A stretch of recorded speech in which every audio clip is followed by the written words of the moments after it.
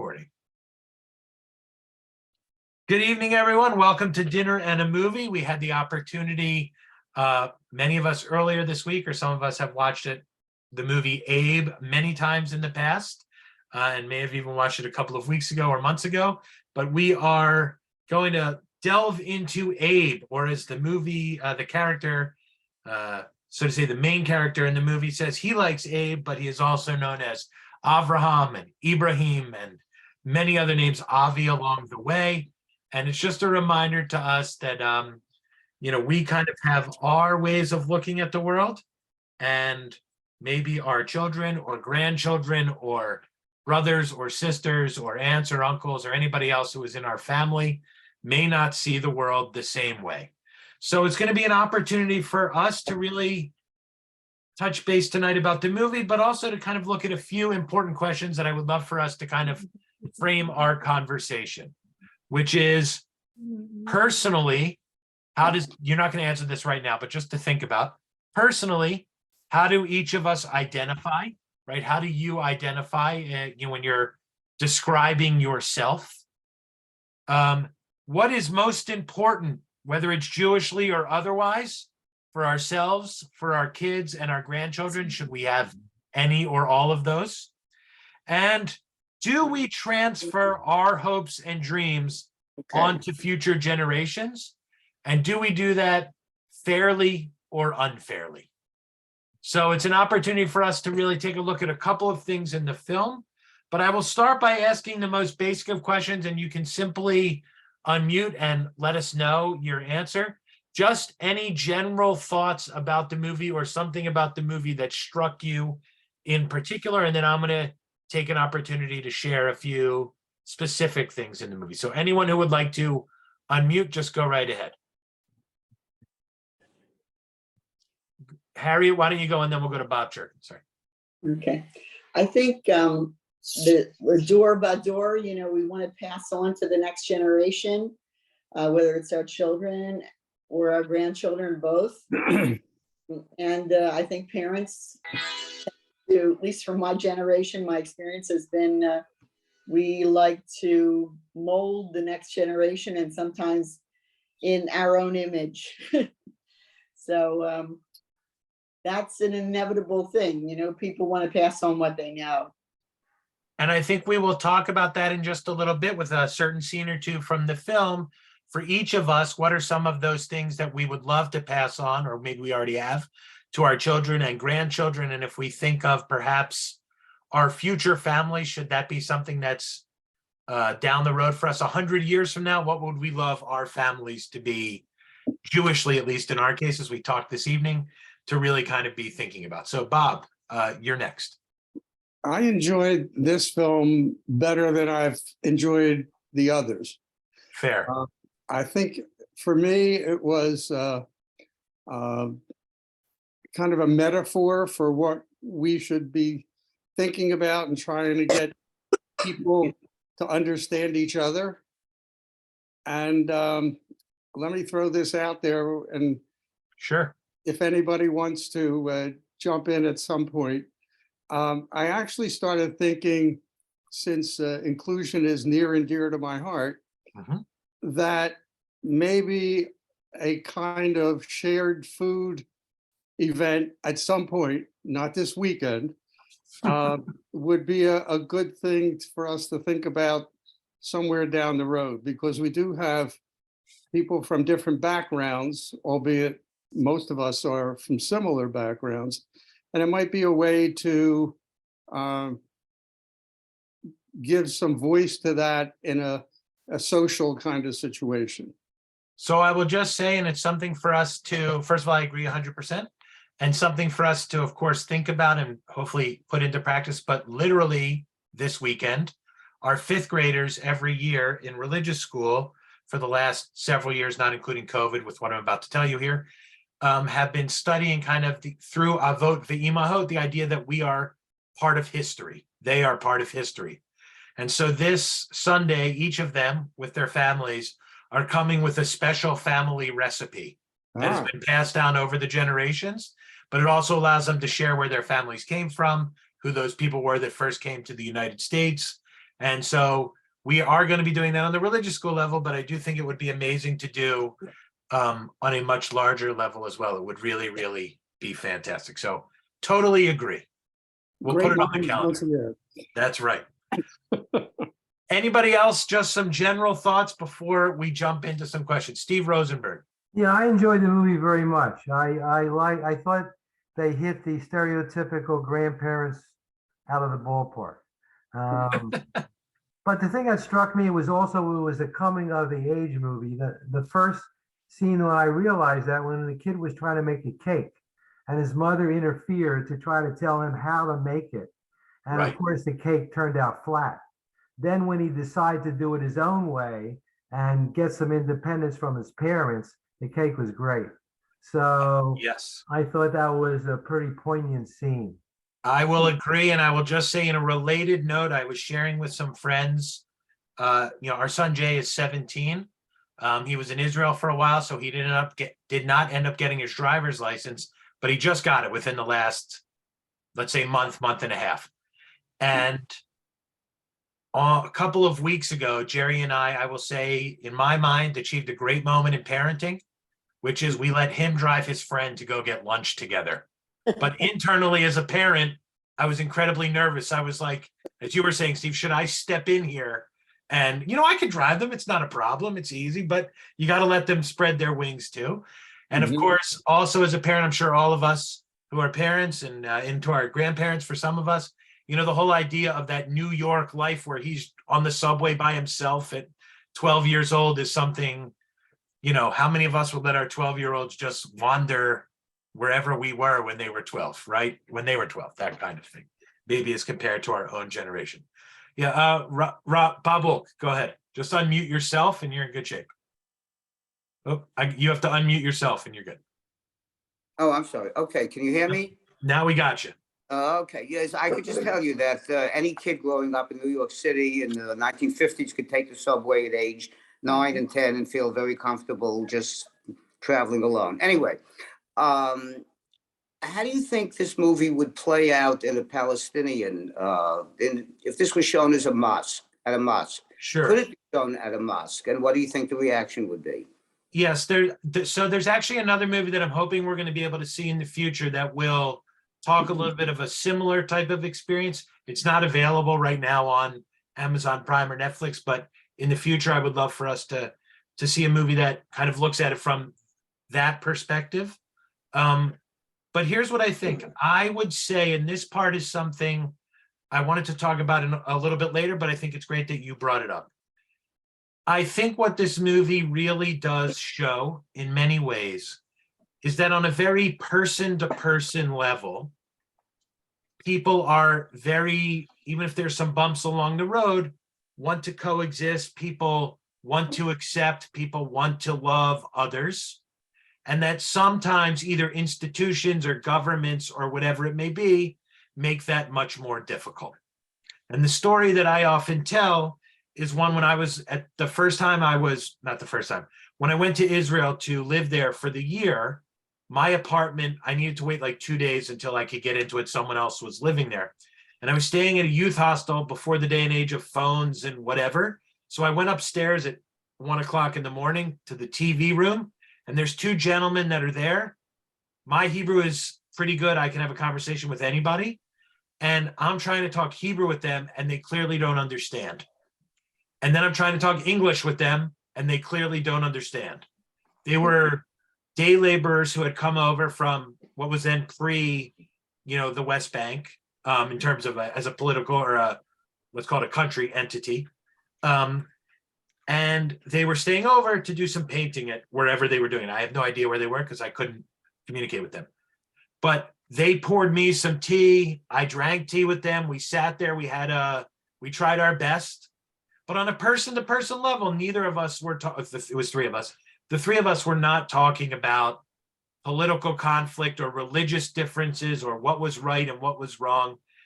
And so I think the answer to your question on a certain level is, do I know if a mosque or a synagogue or a whoever would show it? I'm not sure. But I think the people who belong to those places would be totally comfortable watching it. Would you consider inviting congregants from a mosque Of course, to see Of this film? of course. And look, I think it also points to a particular issue is the wrong word, but particular topic that I've often thought about when it comes to anything interfaith. Whether it's, in this case, as part of the story, a interfaith couple getting married, or the raising of an interfaith child, or in certain cases, a child who is brought up with no faith, but both faiths, kind of like in this movie. And I think one of the things that is most important is the more, I think, Bob, you were talking about this before, the more we understand each other personally or get to meet each other personally, the less it becomes about the caricature or stereotype or whatever it may be that people have of each other. So I would 100% say this is one worth sharing with others. Sherry Cohen, please, and then Cheryl. Thank you. It's an interesting thought when you just said, oh, would you consider bringing someone doing this with a mosque? And I feel like that almost, it would be different because this wasn't just that there was a Jewish family and a Muslim family. It was a Jewish family and a Palestinian family. So, Sure. and I don't know that just in having a conversation with folks from a mosque, like not everyone would see Sure. the Palestinian as their brethren and as their, I think it would be a different, I think it muddies the water a little bit. Not that we shouldn't do it. I just feel like there's an added element in this because of the Palestinian component. Sure. And I will just add one thing in the way, even, and I'm not being critical here, even in the way that you framed that, it was Jewish and Palestinian, not Israeli and Palestinian. Because they weren't Israeli, right? The family wasn't necessarily The one Israeli. grandparent lived there after escaping the Well, Holocaust, right. yes. That's why I purposely didn't say Israeli because most of the family is not. But Correct. yet the identity is still there. But I think it's different. I feel like at least in America, most Jews would consider themselves Israeli to some extent, but most Muslims around the world are not going to consider themselves Palestinian. So I feel like it's a little bit different. Yeah, no, I can see that very much. Cheryl, what were you going to say? Something came just up about- pertaining to the movie, Sure. I understood the grandparents' feelings. I know what that feels like. I would probably feel similarly, feeling like, my background, my religion was really important to me, both sides. But the thing that I was surprised at in the movie is that the child seemed wiser than the parents because, Right. they allowed all that animosity and awfulness in front of that child. And the mother and father, yeah, they were atheists or they just brought him up with nothing, but you can't just ignore the fact that they both come from two different cultures and religions. You think they would have addressed it more instead of trying to just complain about it or ignore it and then put that child through that. We have a family, our family, we have some intermarriage, and it was kind of more like the Cold War. We would never do that to them in front of, my mom was she did it like in a passive aggressive kind of way, Sure. but everybody else tried to be very careful and respectful. Not that we were successful with some of the relatives, but I just didn't think that would parents really act that way in front of a child. Like it seemed ridiculous, a Sure. little too much for me. What did So, anyone else think? What did you No, think? so I'm actually going to ask the same question in a way that, thank you, Cheryl, for bringing this up. There's one scene or towards the beginning of the movie, there's a scene where just the parents and Abe, and they're talking and these issues start to come up, and then the grandparents are there. And the statement that's made, I believe it's by mom, is, can we take this off the table, right? That's the thing. Anytime someone brings up any of the issues that surround Israeli, Palestinian, Jewish, Muslim, that's what they are, as you said, the parents are trying to do, kind of this nothing atheist middle ground, whatever you want to call it. But I would like to ask us, and obviously we're going to be having some serious conversations here tonight, or hopefully we're willing to share and feel comfortable. Can we, I think this is another way of asking the question Cheryl was just bringing up, can we really ever take it off the table?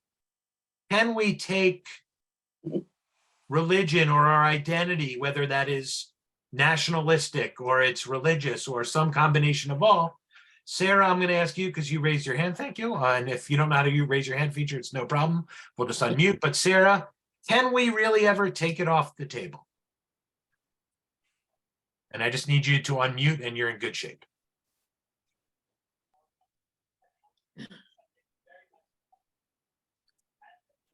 Uh-oh. Uh-oh, no worries. We Does hear anyone- you. That's okay. Sarah, we can't hear you for whatever reason. It is not allowing you to unmute, or I'm going to ask you again. But does anybody else want to share? Can we, Helen Berman, can we take this off the table? Think that both families, I mean, they tried to be neutral at times, but they rolled back to the fervor for their own culture and their own religion, and they wanted their grandson to be part of that. And I think that's a hard thing to get away from, that wanting to pass down what is important to you. And there are certainly a lot of battles, wars fought over religion, Sure. Ellie, how about you? Ellie Short. Sorry. Yeah, I was going to say, we personally related to this film because we have one daughter who's in a mixed marriage, and I watch my two young grandchildren being raised, and unfortunately they live in an area that's not very many Jews. So I hear my grandchildren talk about Easter and Christmas much more than I do about Hanukkah and Passover.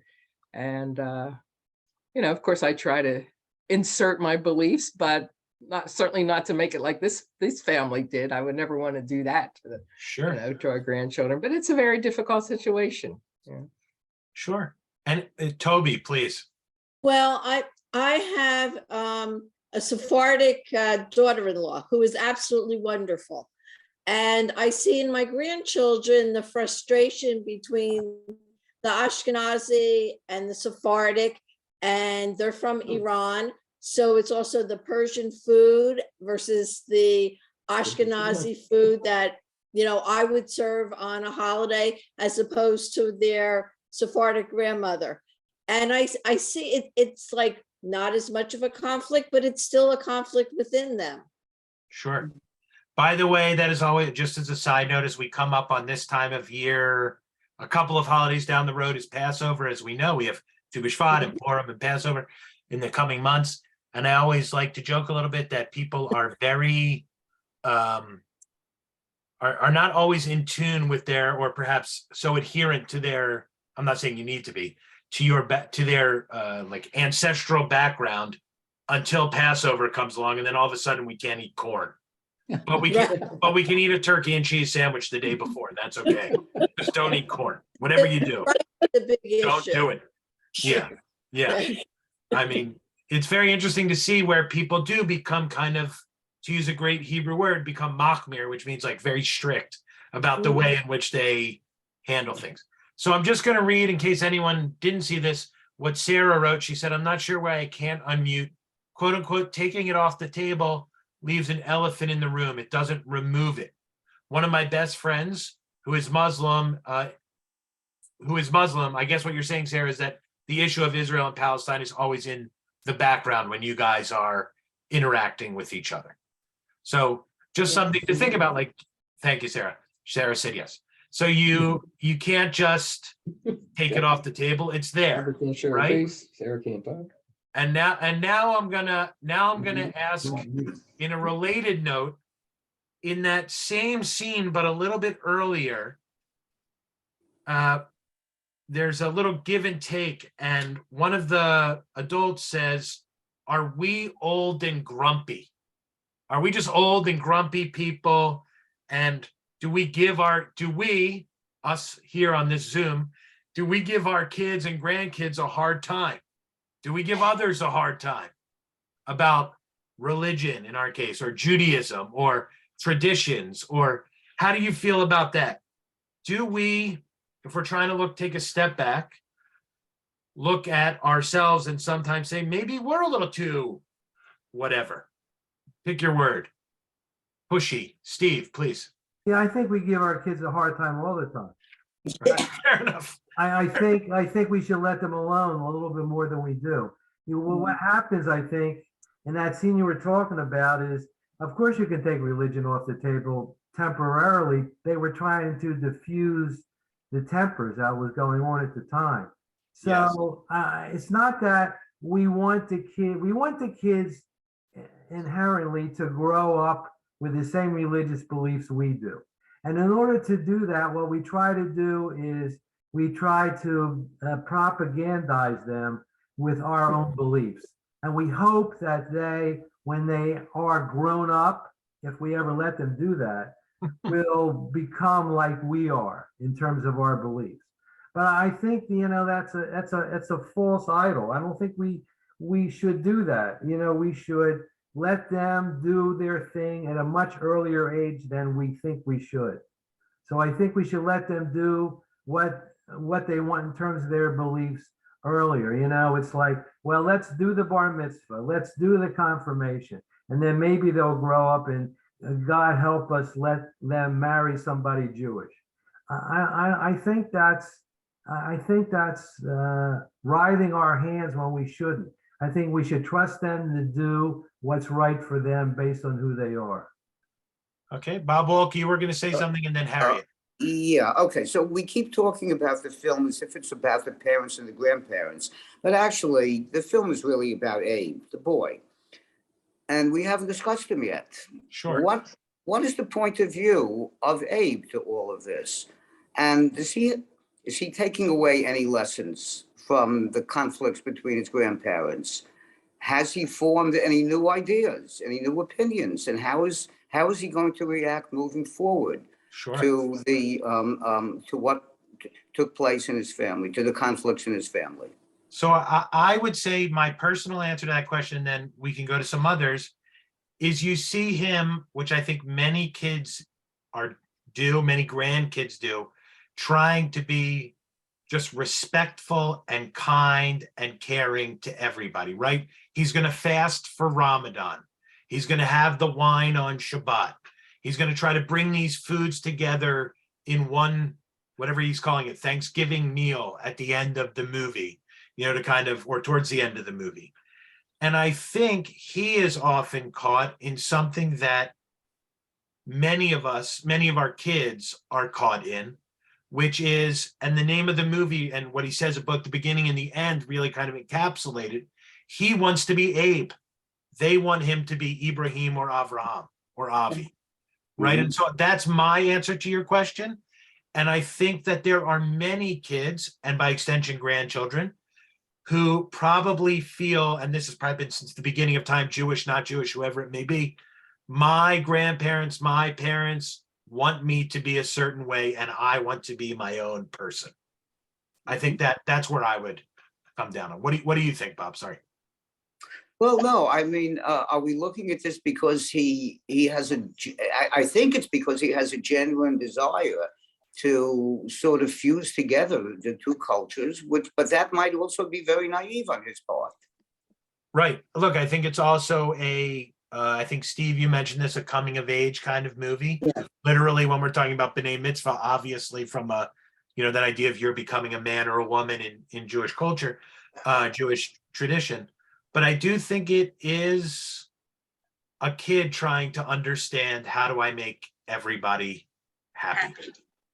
Right. I want to use a value that we know is hopefully part of every religion. How do I honor my parents, my grandparents, my elders, that kind of thing.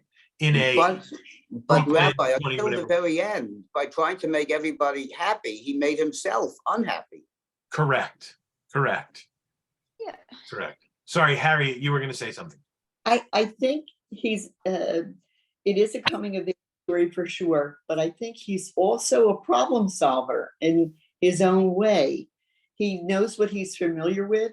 He knows what meant something to his grieving mother, about the loss of her mother, and the recipes, that was the treasure that she left, and the experiences that he shared with his grandmother that passed. Also, when he spends time with his Palestinian grandmother, she's giving him the shawarma, marinated shawarma. And, it's the same thing. It's I'm bestowing this culture to you from both sides. And he says, well, how can I fix this? I can fix this because I love to cook. this will make it work. So he's idealistic, which most kids that age are, God willing, they should continue to be. And I think it's healthy. Sure. It's a very healthy way to approach trying to keep the peace. Barbara Roth and then Bob Churkin, please. Yeah, I have to agree a little bit with Steve Rosenberg. I think for those of us that have raised our children, we have been able to instill in them the importance of their about being Jewish. I don't know that we'll be able to instill it as strongly with our grandchildren, because I think that they are tending to make their own decisions. And in some ways to a fault. I know that it's been a sore point where a lot of the kids have said, well, I don't want to go on after bar bat mitzvah. And instead of being the parents that some of the older generation that's on this Zoom, we didn't give our children that choice. Our kids knew this is what it is and this is what you're going to do. Whereas today, the kids have more of a say. I personally was so upset when he ran off, and that they were all just able to sit around and not be crazed over the fact that where was this child? Yeah, I heard what Robert said about, in New York, the kids, were a lot freer. Philadelphia, you had a lot of freedom too, but Yes. we would never, ever have been, given permission. I wouldn't even know what to do to get on a subway by myself. So let me just say one thing and then Bob Churkin, please. I will tell you that in many cities in the world, including for our kids, it was very much an eye-opener when we were just in Israel. We were in Tel Aviv. It happened to be raining on a specific day we were there.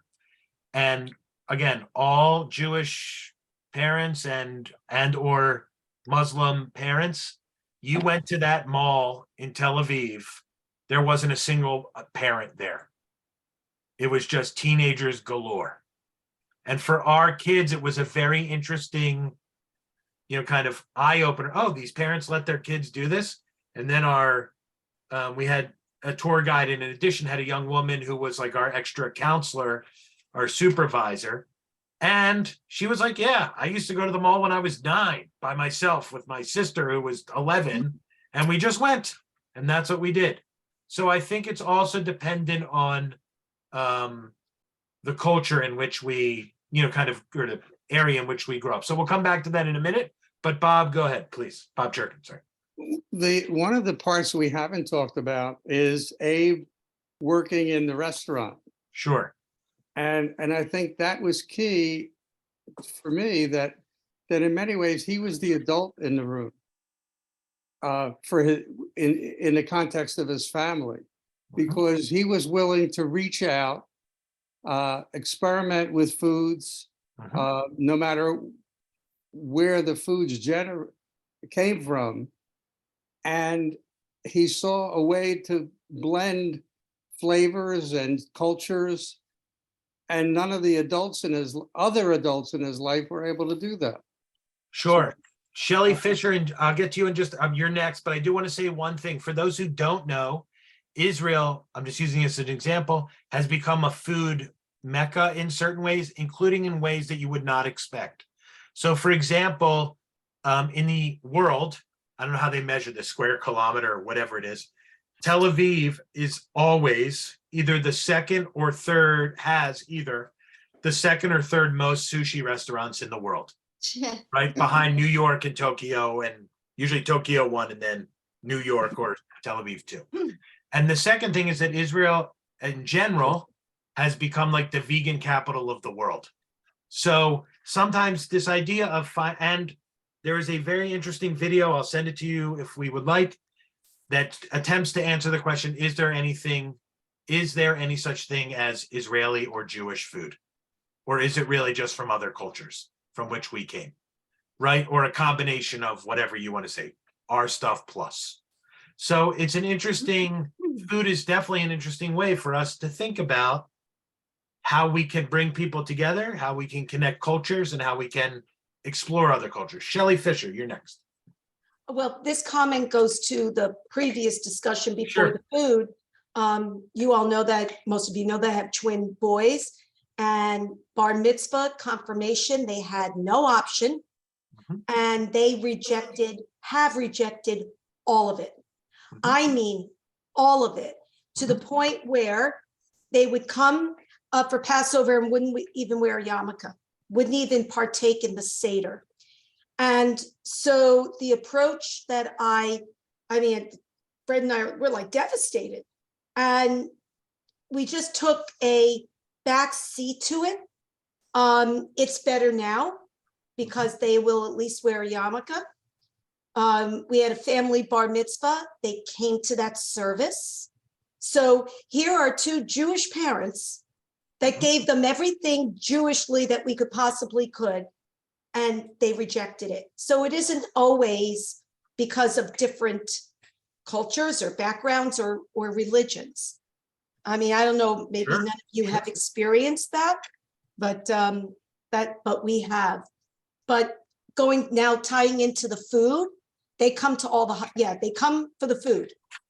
Right. They, right, they, of course. yeah, and they're beginning to connect with the Jewish culture of food. So I'm just grateful for any connection, Sure. any And look, I connection. think that someone mentioned this, and then Cheryl, we'll get to you, that there was that scene where after Abe's grandmother passes away, they're looking through the recipes, and the mom gives him the recipe cards, and it got me to thinking, in certain ways, do recipes, does food, certain foods, literally, metaphorically, whatever you want to say, keep a person, keep a tradition, keep a history alive, right? That when we're making such and such, whatever it is that we're making, we're thinking of whoever, or that 300 years ago, if it was passed down, or 100 years ago, that kind of thing. We'll come back to that in a minute, but Cheryl, you were gonna say something. Yeah, I think just as far as the movie goes, I know that it was there to be thought-provoking, and regardless of what it was like and how safe it was for this child to run off like that, there would be no way that I would, and I know they did this because the grandparents finally sat down and they ate all the Sure. food he had made, and then they got together. The food brought them together, which to me, I wouldn't be able to eat a thing. If my kid ran out and I didn't know where he was, and it was nighttime, I'd be frantic. There'd be no way I would eat anything. Sure. So that was silly, but it was part of the movie. But I also think that I have two girls. One of them has embraced Judaism unbelievably, loves it, learned the service from beginning till end. Her children, everybody's involved, and loved it. Then I have my younger daughter who's 12 years younger. And I think it has to do with a generational thing, because early on when we grew up and stuff, we were really pretty much insulated in our Jewish culture more. And now things are so open and diverse.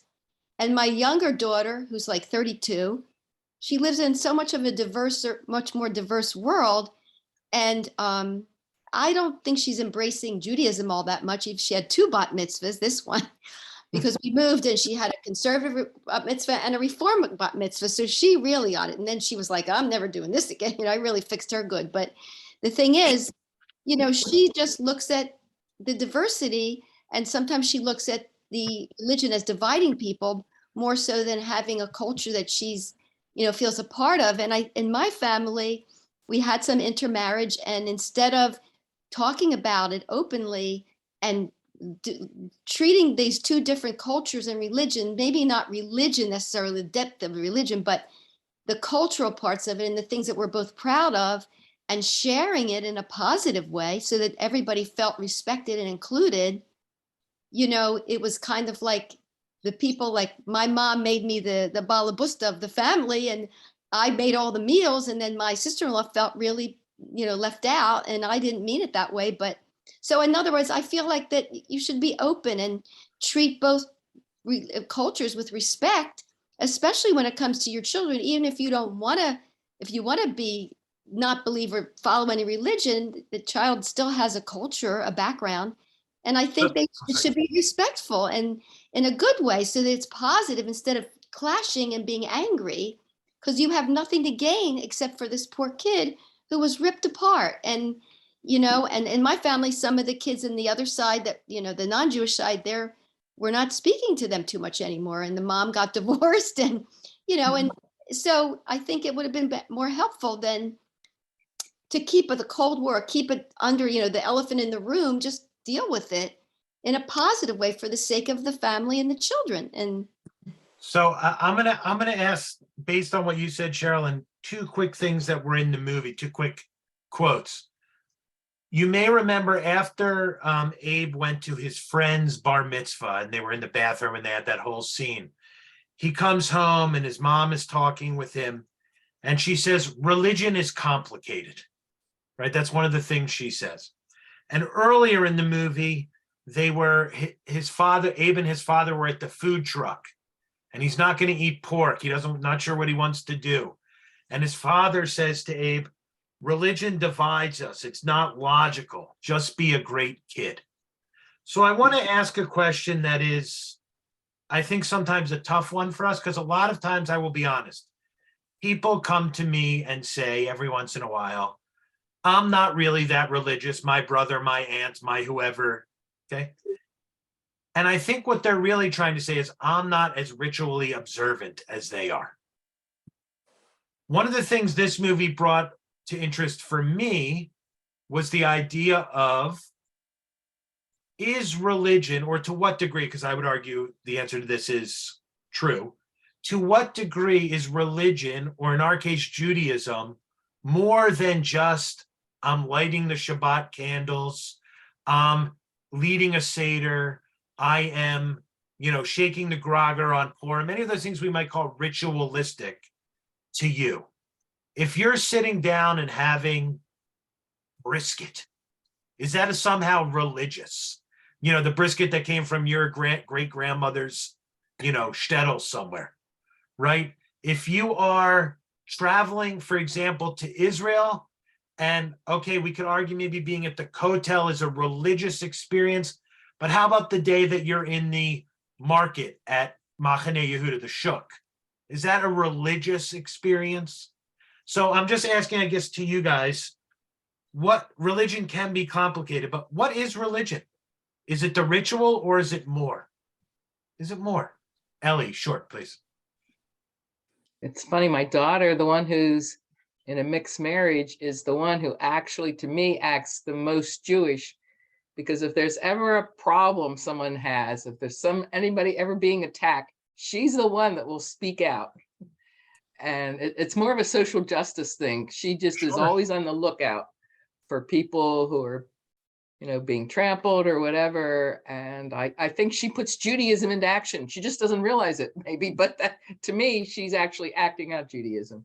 Right, and there's another, and then we'll get some other thoughts. There's actually another part of the movie. It's very quick, but all of the grandparents are there with everybody, and the Palestinian grandmother calls Abe Habibi, and the Jewish grandmother calls him Hamud, which literally means exactly the same thing in Arabic and in Hebrew, like sweetie or sweet one, so I think they're real, think of even, I'm just asking, and whatever your answer is going to be fine.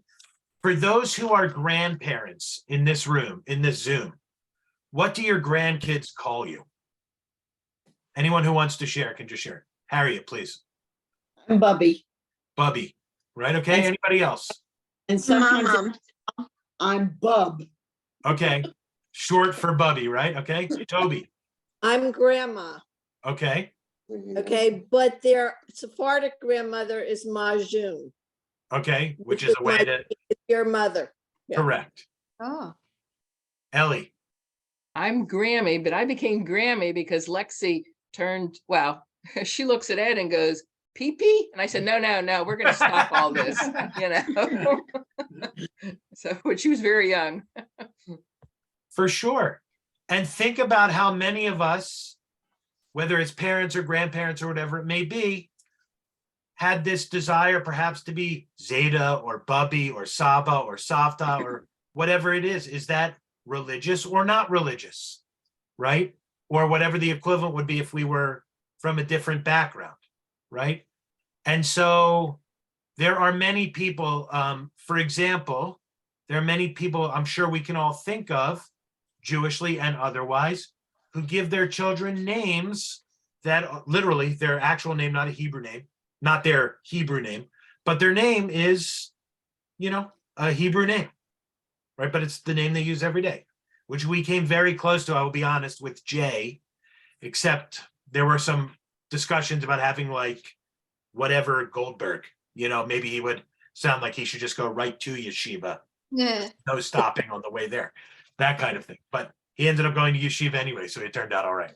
So I'm sorry, someone had their hand raised that I saw. Oh, Bob, go ahead, and then Steve. Yeah, so you raised an interesting question about what it means to be Jewish, and I'm sure we can debate that from now until Sure. 24.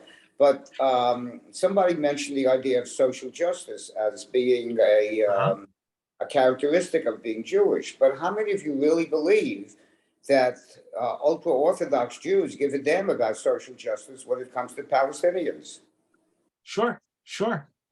Look, the question that can even be raised just in that same vein is when you look at the Torah, for example, of course, there are many examples of, you know, treat your neighbor as you would want to be treated, all these kind of things that are in the Torah. And then there's like follow-up questions that are asked in more like in the Talmud and beyond. Does that apply just to the Jewish community or to all people? Right? So I think it's an interesting question of when we think about concepts that are at the core of Judaism, all of us came from one human being, right? So that we never can say, my family is better than your family. My history is superior to your history, right? These are all things in the Talmud and the rabbis have taught for thousands of years, right? If we are honest, I mean, if I'm honest, if any of us is honest, the question that's being raised is, do we apply that equally across the board to Palestinians, Christians, Buddhists, anyone who's not Jewish, anyone who's not me? Well, but you're not going to get an answer. You're not going to get a unified answer among all Jews. That's what Correct. No, 100% correct. Steve Rosenberg, 100% correct. Yeah, unfortunately, religion has to be practiced by people. I think the more accurate statement she would have made is religion is fine, but people are complicated. That's the issue. Sure. I mean, religion is an institution, and you know, you have different, you have Orthodox, modern Orthodox, Haredi. I mean, it's crazy. You know, you got recon, conservative, reform. I mean, leave it to us to screw things up. And I think that's what we do. Unfortunately, we let too much of ourselves get away with trying to dictate to other people what is right. And we don't really step back a little bit and allow people to express who they really are without thinking that's in conflict with who we are, which is not really true. Sure. Look, I think, for example, one of the ways, aside from food, that Abe is trying to bring people together. You remember that blessing he says at the end over the food where he's mixing Hebrew and Arabic, right? It's to me, that was one of the most powerful parts of the movie. This young person is trying to figure out, how do I understand me, right? And then when I'm thinking of that blessing, and then it's tied into the part we talked about earlier where he runs away, and the question before they even go searching and they're all arguing with each other, and the turkey is now burning, and they look at each other and goes, where's Abe? I think that's the question of the movie. Like literally, where is he? But also, where is he? Like, what have we done to this kid? Where is he in life? And I think that when we think of our own children and grandchildren and what we may, in our own mind, to get back to something we talked about very early, you know, the idea of what we want for them or what our dreams or our hopes are for them. Do we sometimes, or maybe more than sometimes, sacrifice or lose a certain piece of them because of what we're trying to impose on them, right? And I think it's just something to think about, whether that's Jewishly or otherwise. But I think this movie in many ways is really trying to get us to think about how do we look at our own hopes and dreams for for the future generations, and how do we try to also accept them for who they are or where they are, right, in life. Right. So I will just say something that is very personal. I know it's being recorded, so it'll be in perpetuity. You know, look, my son is 17. He's thinking about colleges and all these other kind of things. I may or may not think that, well, let me say it differently. The last couple of years, including the COVID years, may have been some of the tougher years for him and I interpersonally. We love each other. He's great. We do all kinds of things together, but we don't always see eye to eye on certain things. And I will be honest, it took my wife to sit me down one day, a little while back, and say that my relationship, my son's Jay, my relationship with Jay is far more important than him and I talking about, you know, his study habits. It's just far more, he's going to be fine. He's going to be a great, wonderful, productive member, even if I think he should do things differently. So that's not a religious type of thing, but it's an idea of like, what do we try to impose on our children? And what does that mean for our relationship with them or future generations, right? Our grandchildren, our great-grandchildren, if we're lucky enough to, you know, get that far. And one of the things that really struck me in the movie, and it's this question of, you know, can we really bring everyone together? That's one of the things that you guys also were talking about. At literally the very end of the movie, maybe 2-3 minutes to go, in that scene where the parents come into the kitchen where Chico is now sitting with Abe and they're talking for a few minutes, Chico, before the parents arrive, says to Abe, sometimes people are not going to come together. Just be yourself, right? And I think there's something in that, sorry, that's my phone. I think there's something in that that is really powerful, but also not just for the, in this case, the kid to hear just be yourself, but for us as parents and grandparents to let our kids and grandkids be themselves, even if it's not exactly perhaps when we drew up our chart somewhere along the way of hopes and dreams, what we wanted our kids to be, or what we dreamed that they would become. It's probably the better way to put it. And I think there is something really powerful in that idea. So I know I threw a lot out there, but I just wanted to ask you guys, was there a particular part of the movie, or, you know, kind of a scene or a phrase or whatever you want to say, a message that really struck you as the movie went along, or something that you said, this is what I'm taking from this movie. This is the most important thing I am taking from this movie. So obviously I just shared with you what I thought was the most important thing for me. Well, Robert Walt, go ahead. yeah, I think the point of the movie is that if both sides are going to come together, and that might not just necessarily mean Israelis and Palestinians, but it could mean any two groups who have different ideas religiously or socially, is that it has to be done incrementally, one step at a time, one family at a time, and among individuals, and it could grow out from there. And I think that's really what the movie is really saying. Got it. Anybody else? Steve Rosenberg? Oh, I'm sorry. This is Sarah Stoll. Sarah, go ahead. I thought the best part of the movie was the scene where he had prepared the break food, the luncheon food for the staff Yes. at the at Chico's kitchens. I thought that the communion of everyone sharing his prepared food, and these were people who were not related to him. I thought for me, that was the most hopeful part of the movie. Mhm. And the most significant. They were people from different cultures, different socioeconomic backgrounds, and different races, different ages. And they were all sharing the food, and there was no judgment other than how does the food taste. And they celebrated. I thought that was the best part of the whole movie. Thank you so much. And I did have a little note to myself just to kind of dovetail onto that, that I didn't remember who said it, but it was idea of the few, remember he made like the brisket taco or whatever it was kind of thing. The shawarma taco, sorry. And the idea was that this was a fusion of foods. And one of the words that they used to describe the meal was that these foods completed each other.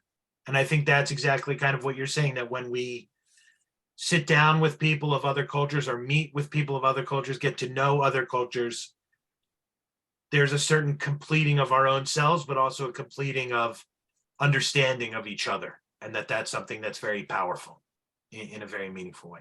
Steve Rosenberg, please, and then Harry. Steve, you're muted. Sorry. I thought an interesting part of the movie for me was as they're all fussing and fuming about the kid, where he's going and what he's doing, the Israeli grandfather has an epiphany, and he says to his son-in-law, if I had any part in making everyone crazy, that's, he didn't say that exactly, I am Sure. sorry. So that he does realize that he has a big part in making all this mess, because he says to them before that, it was a mistake to bring a child into this mess, when he is actually a major part of the mess. Yes. Right. Yes. Yes. I mean, that whole concept of the power of words and asking for forgiveness, which is hopefully central to many religions. Certainly we know it from the Yamim Noraim, those days between Rosh Hashanah and Yom Kippur. But I do think that it was, as you said, this epiphany of self-awareness for the grandfather. Harriet, what were you going to say? I was going to say something that's probably overstated too much. It's basically an acceptance of the different cultures and an appreciation for one another, just as human beings, not just their culture, not just their faith, and that's the proper thing to do, but genuinely, when they say sit at the table, you sit at the table, of course you have a meal, yes, of some sort, but you're sitting at the table because you want to interact, you want to embrace one another, Sure. even if it's figuratively, it's that's the most genuine thing. I have a daughter-in-law who did convert to Judaism before our kids got married, and she tries her best, to understand, but she didn't grow up with the culture, so everything is introduced, and then she incorporates it into the kids' lives and their lives. But I try as best as I can, because I don't know everything, but I do try to incorporate her Chinese background, and that way it's a form of acceptance, and it's acceptance for the kids and for her, and it's respect. And it seems to be working so far. I'm knocking on wood so far.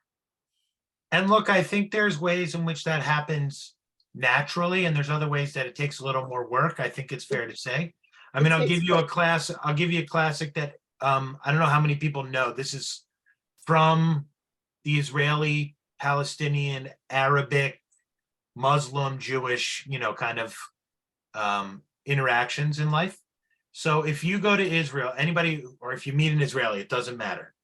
Does anyone know the word that is used for when someone wants to say in that part of the world or in that culture that something is awesome? I'm using the English word, obviously. But does anyone, go ahead, Harry. I think it's Yofe.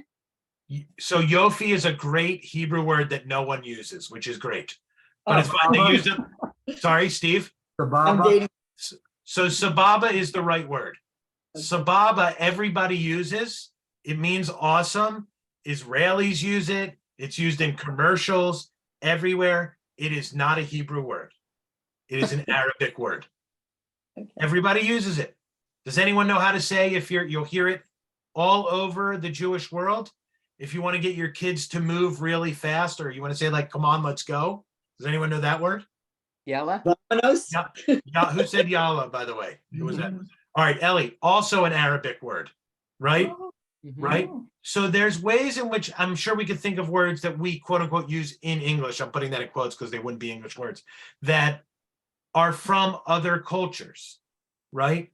And so there's really this idea that sometimes we are far more culturally connected than we even think we are, even if we sometimes want to think of ourselves as different than or opposed to or not the same as. And the reality is, if we go all the way back in history, according to the Torah at least, every Jewish person in the world traces their roots to Abraham through Isaac.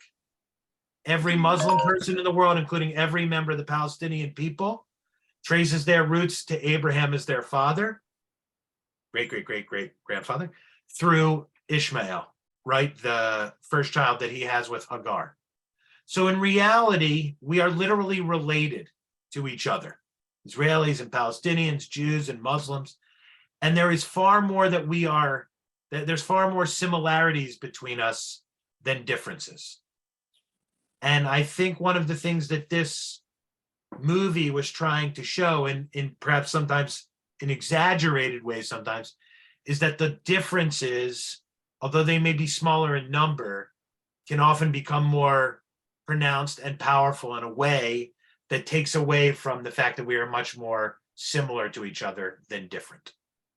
And so I think it's something for us, to think about as we may be having our, what were those, like yuca latkes or whatever they were making at the end, kind of fusion food. But this idea that we really do have many more similarities with most people, in this case, Jewish, Muslim, Israeli, Palestinian, than we do have differences. And it's something for us to think, how do we make ourselves feel closer to each other and more connected to each other than we do separate? So anything that I may have missed from what you guys felt was meaningful about the movie? And then I just want to add one last thing at the end. Anybody else? Bob, please, Bob Churkin, sorry. Well, getting back to my favorite part of the movie, I think that in relation to what you were just talking about, I think the kitchen at the restaurant was the counterpoint to all this. You had a mixed age group, mixed religions, it appeared to me, different backgrounds. And here they were teaching lessons to this unusual new person in their kitchen, and helped him understand how to develop the skills he needed to eventually get to the point where they were in some ways in the same level, because they were blending foods, blending ideas, a higher level of acceptance. And I think that was the strongest message to me in all this. Sure. Bob Walt, go ahead, please. One thought that occurred to me was that although the focus of the movie is on a young boy, could you have had this movie focus on a young woman, or women mutually excluded mutually in both societies? I would say it's fair to say that in the traditional worlds of both Judaism and Islam, there are far more what we might call in the non-traditional world challenges or obstacles for women than for men, for sure. But did you feel that the grandparents were more invested in this child because he was a boy? Good question. Mhm. I did not for the follow. This is what I guess would be the biggest, perhaps this, again, from a pure traditional perspective, I'm being very stereotypical with what I'm going to say here. If we were talking food culture and these, let's call it traditional Judaism, traditional or Orthodox Judaism and Orthodox Islam, I think the making of food more often falls towards women than towards men.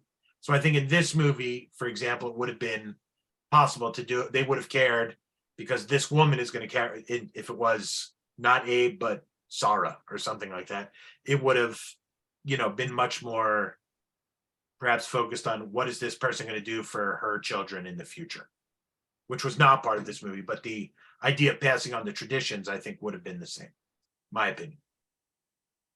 So, look, I think at the end, not at the end, as we kind of begin to wrap up our discussion, but we can stay on as long as anybody would like. We've hit on many of the things that I think are at the core of this film, and I'm just going to bring something back to one of the things that was said at the beginning of the movie. And there's a quote that they're sitting around that table towards the beginning, and one of the characters, one of the people in the film says, quote, "You only see the truth you want to see." And I think that's really what this movie was getting us also to try to think about. What is the truth, putting that in quotes, that we see? What is it that we are missing, right? And what truly is important for us to see or to pass on or to really, really care about when it comes to our children, our grandchildren, the hopes and dreams we have for them. And on a personal note, the way in which we identify personally, right? And I think that that's kind of the idea of what is truth and what is meaningful and what is powerful, and how do we kind of, quote unquote, pass that on to the next generations is something that's also very much at the center of the film. So I hope you guys will share this film with your friends and family. And hopefully, as Bob Churkin mentioned at the beginning, we can find some time in the not too distant future to get together for a food festival of sorts, or maybe we plan it for 2023, 2024 on the Shirami calendar. And to tie in what some other folks have said, wouldn't it be great if we could engage either with people in our congregation who are from other cultures and or other congregations or people who are not even parts of congregations to share their cultures with us and maybe figure out a way to truly, within the realm of what we are comfortable having at Shirami in terms of milk and meat together and pork and all that other kind of stuff, to have the opportunity to really share each other's culture, with each other, cultures with each other. And of course, sit down and have amazing food. So I want to thank you for spending this time together. I thought it was really wonderful. If there's anything anyone would like to add, you are more than welcome to do so. I'm going to stop recording now in just a moment, so you'll hear it say